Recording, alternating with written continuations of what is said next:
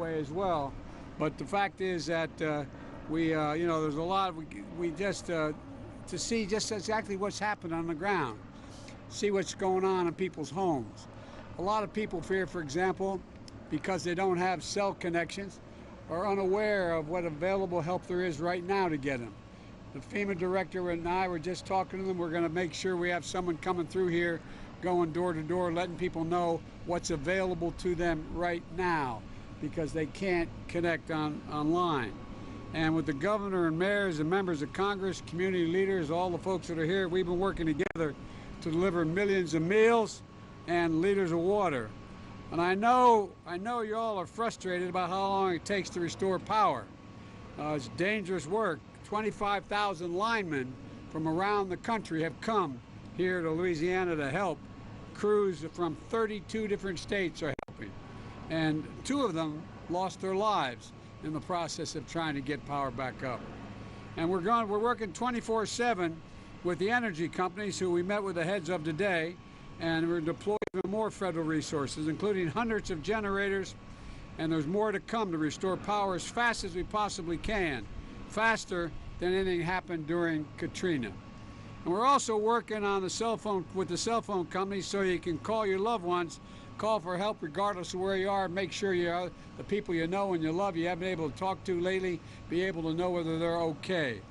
We're moving quickly to keep gas flowing to the pumps, including I've gone into the Strategic Petroleum Reserve. That's what's been set aside, the crude oil, providing flexibility for how many hours truckers are able to drive and transport gas and fuel, because there's a law in America. You can't drive for safety reasons beyond so many hours a day, but we need more movement of this fuel. And we're expanding the supply of gasoline that can be sold in the state of Louisiana. And there's much to be done. We're working around the clock with the governor and the elected officials here until we can meet every need you all have. In fact, reports suggest that some insurance companies may deny coverage for living assistance unless the homeowner was under a mandatory evacuation order. And so you paid your insurance premiums, you're supposed to get payments for additional living expenses in case of an emergency. Well, but the insurance companies are saying, no, we won't pay you what we owe. Well, we're putting as much pressure as we can. We know all the parishes that issued strong voluntary evacuation orders first, and many didn't have enough time to make that order mandatory as the storm moved so fast. And you know, even with voluntary evacuations order, folks felt safest leaving their homes in many cases. No one fled this killer storm because they were looking for a vacation or a road trip. So, folks, they left their home because they felt that they had to flee the risk of death. There's nothing voluntary about that. And so I'm calling on private insurance companies, don't hide behind the fine print and a technicality. Pay what you owe your customers. Cover temporary housing costs and natural disasters, and help those in need. That's what we should all be doing now, and that's what we are doing. So far, we have provided, the governor's help as well, $100 million in critical assistance directly to people in Louisiana by putting $500 in their bank accounts once they've contacted us. That's what we're going to come back and let all you people know exactly how to do that. That'll happen. And secondly, as the governor's request, FEMA is helping with what fancy phrase, transitional sheltering assistance, meaning a place for you to be safely able to sleep at night and be secure, like covering your hotel bill. You're racked up because you couldn't stay at home during the hurricane or because your home is not livable now. We're making sure this kind of relief is equitable for those hardest hit. The resources they need have to get to them. And so no matter who you are, if you live in an affected area, please visit disasterassistance.gov once you're able to use your cell phone, or call 1-800-621-FEMA, FEMA. That's 1-800-621-3362.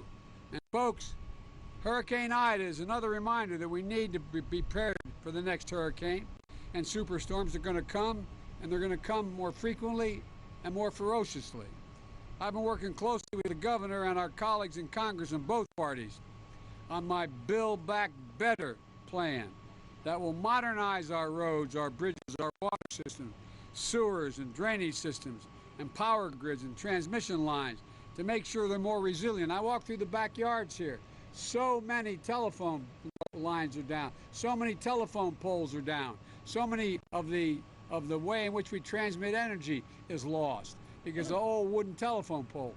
We know for a fact if they're underground, they're secure. Cost more money. We got to not just build back to what it was, put the same old poles up.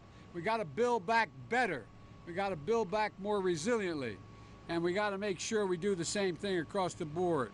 Think about how that $760 million West Shore project here in southern Louisiana will build miles of new levees, pumping stations, and drainage structures to provide protection for 60,000 folks in the area.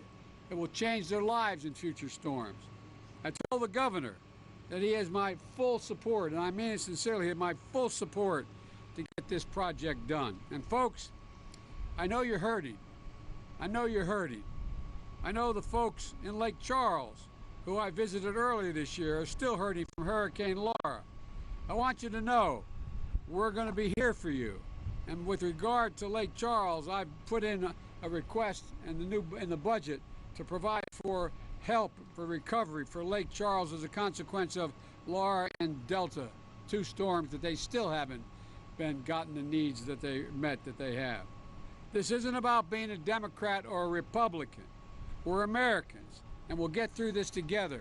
We just got to remember, we not only have to build back, we have to build back better than it was before. Better than it was before, so when another superstorm comes, it's not the damage done. So thank you all very much. I'm going to see the rest of the folks in the neighborhood here. But every time I'd walk out of my grandpa's house up in Scranton, Pennsylvania, he'd yell, "Joey, keep the faith." And my grandmother would yell, "No, Joey, spread it." Let's spread the faith, okay? Let's get this done together. Thank you. Thank you. All right, want to walk up here? This way, sir. This way.